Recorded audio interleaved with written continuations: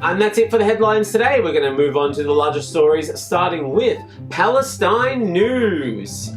Amid mounting international pressure on Israel to end its everlasting genocidal shit show in Gaza, there is growing diplomatic momentum in the West to recognize Palestinian statehood.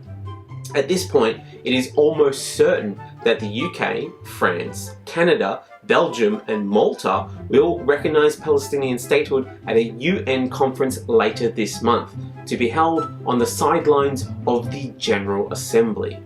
And in a surprise move, jumping from the top rope like a villain attempting to become a hero and provide Palestine with an unexpected assist, the Australian government has pledged to recognise the Palestinian state.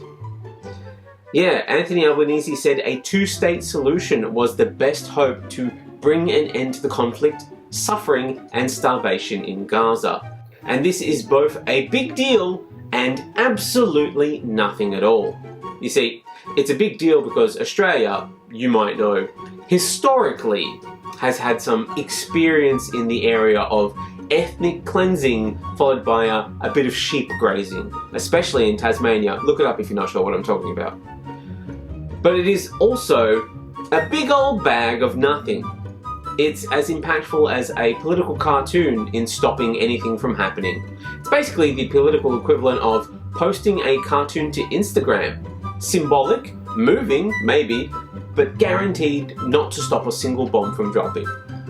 It's a symbolic act, which, to be fair, we are very good at. It is so much easier to be symbolic than it is to take genuine action, and I think we prefer it that way. See, claiming we'll recognise Palestine without sanctioning Israel is the global politics version of doing an acknowledgement of country. We do recognise your existence, but don't expect us to stop bombing your homes. But we will recognise them. You're welcome. But at least we aren't laying down conditions for statehood. But Prime Minister Anthony Albanese says Australia's recognition comes with conditions. Oh, Albo, what are you doing? Why are we laying down conditions? What possible conditions could be? I mean, we're off to a very bad start here. I don't love us putting conditions on the existence of a country that existed before we dumped another country on top of them. That feels like really bad form. Especially when it is recognised by 147 of the UN's 193 member states. I mean, look at some of the countries that recognise Palestine. South Africa, China, North Korea, even Russia. And Russia is actively trying to delete another country from the map as we speak, but still thinks that Palestine deserves unconditional recognition. When Vladimir, delete Ukraine Putin, looks more progressive than you do on sovereignty, you may need to rethink your brand of support. Now, I will grant you that the decision for Australia to recognise Palestine is predicated on commitments from the Palestinian Authority's Mohammed Abbas, who said his group will undergo critical governance reforms and that a future state will have no reform for members from Hamas. And Abbas has already made pledges, including a demilitarized Palestine, recognizing Israel's right to exist in peace and security, the Palestinian Authority holding elections and undertaking governance reforms, including education system reforms, and not promoting further violence, plus, most importantly I guess, no role for Hamas. But it's not just us imposing restrictions on the Palestinian statehood. Canadian Prime Minister Mark Carney's pledge was also predicated on the Palestinian Authority's commitment to reforms and elections, including no role for Hamas and a demilitarized Palestine, which sounds kind of familiar. The French President Emmanuel Macron noted Abbas's condemnation of Hamas and the Palestinian Authority's calls for Hamas to be disarmed and excluded from future governance of Palestine. So that's nice. And British Prime Minister Keir Starmer pledged to recognise Palestine unless... I mean, what are you doing, Keir? What unless? I mean, that sounds worse than just putting simple conditions. Go on, Keir. What is this unless of yours, huh? So today, as part of this process towards peace, I can confirm the UK will recognise the State of Palestine by the United Nations General Assembly in September, unless the Israeli government takes substantive steps to end the appalling situation in Gaza, agree to a ceasefire, and commit to a long-term sustainable peace, reviving the prospect of a two-state solution. Right. So let me get this straight. The UK will do what the UN says all countries should do under international law, but only if Israel keeps committing to committing genocide. But if Israel goes back to stopping committing genocide and simply goes back to oppressing the old-fashioned way, what will happen then? The UK will not recognise Palestine? Finally, a solution we can all believe in. So if they go back to the old school oppression, so checkpoints, blockages, a light sprinkling of apartheid, then Palestine doesn't count as Palestine anymore. It's just Israel that's yet to realise that it's Israel. Now, look, I'm being unfair. I think you're banging on there a bit, Keir, but you might not have gone ineffectual enough. We might have to bring in the big guns to be really ineffectual without recognise of the Palestinian state. So I think we may have to force Israelis to do an acknowledgement of country before they commit a genocide, starve a child, or blow up a hospital or a wedding or a school. That will teach them how to properly respect the land which they are stealing. So what's that going to look like? We recognise the deep cultural heritage of the maternity ward. Feels about right. Yeah, it feels about the level of commitment that we've given as a global community at this point. So I feel like that's maybe where we should start. Maybe that's where we should end. Albanese and the Foreign Affairs Minister Penny Wong, they did shrug off repeated questions about what happens if the commitments are not met. Albanese has refused multiple times to say whether Australia could revoke Palestinian recognition if, for example, the Israelis don't take to our brand new Acknowledgement of Country plan.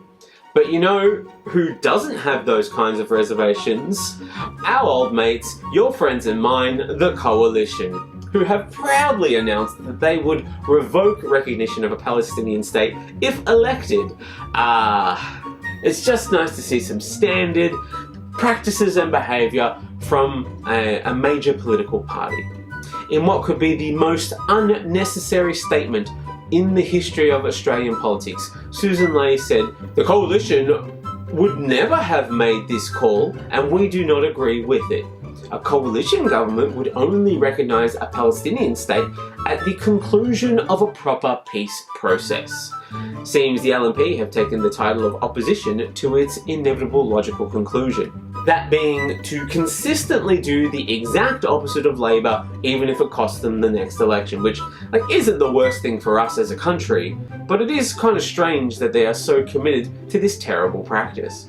I know we use the word opposition, but being in opposition is more than saying no when the government says yes. Sometimes you actually have to have slightly different ideas, or maybe approach a thing from a slightly different angle. Instead of being at 180 degrees, you can be at 90 degrees or 45 degrees. But it is good to see Susan be consistent with the brand and style of the Coalition and show their voters that despite being the first woman ever as their leader, she is determined to fuck it up properly, just like a man would. And in a rare move, we have made a proper global impact, pissing off Israeli Prime Minister Benjamin Netanyahu, who claimed history will remember Albanese for what he is. a weak politician who betrayed Israel and abandoned Australia's Jews. Oof, we really made him angry.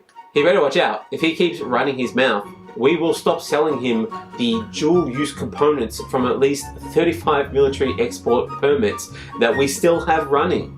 Sure, they'll still have the US and the UK selling them weapons and components, but they won't have as many deadly weapons to commit an unrelenting genocide with. Will they now? Yeah, they didn't think about that. Then what are they going to do?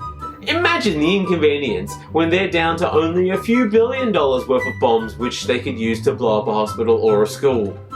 It'll really slow down the genocide to maybe only within business hours. But in a nice little 2-for-1, we actually also managed to piss off the US. As US Ambassador to Israel, Mike Huckabee said the Australian government's decision to recognise Palestine was unfortunate and disappointing. Oh no! What are you gonna do, Mike? Take back all your shitty beef? Oh, please don't! The dogs of Australia will depend on it. They love getting real rampant bouts of diarrhea from eating American beef. Don't get me wrong, I know for decades we've marched in lockstep with US foreign policy in the Middle East, invaded more than our fair share of countries at the whim of the US president. And Trump has repeatedly accused countries that have recognized a Palestinian state of rewarding Hamas for the militant group's attack on Israel. Which is rich, because not recognizing Palestine for 75 years has been the ultimate reward for Israel's warmongering. At this point, the US has the foreign policy consistency of a toddler, rewarding bad behavior, punishing attempts at fairness, crying when their Lego tower falls over.